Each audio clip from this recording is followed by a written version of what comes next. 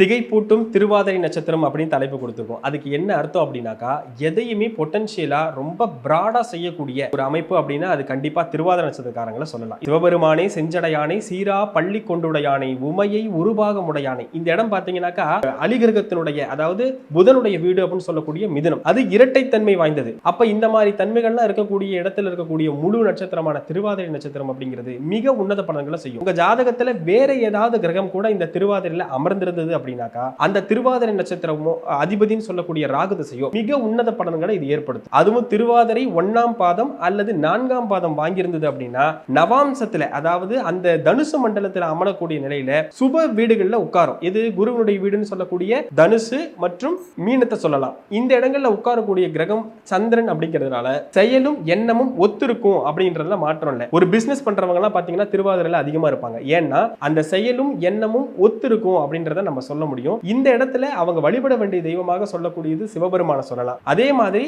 மீனாட்சி அம்மனை தாராளமா அவங்க வழிபடலாம். மிகப்பெரிய தொழில் ரீதியான மாற்றத்தை ஏற்படுத்தி கொடுக்கும். நிறைய பேர் ப்ரமோஷன் எப்ப கிடைக்கும், அடுத்த லெவல் ஆஃப் நமக்கு எப்படி இம்ப்ரூவ் ஆகும், நம்ம லைஃப் எப்படி இம்ப்ரூவ் ஆகும் அப்படின்னு இருக்கும். பழமையான சிவன் கோயில்களுக்கு திருவாதிரை நட்சத்திரத்து அன்று அவங்க போயிட்டு வந்து பிரார்த்தனையை வச்சுக்கிட்டாங்க அப்படின்னா மிகப்பெரிய மேன்மையை டே பை டே அவங்க கண்டிப்பா கண் கூட பார்க்க முடியும் அப்படின்றத இதன் வாயிலா நான் தெரிவிச்சுக்கிறேன்.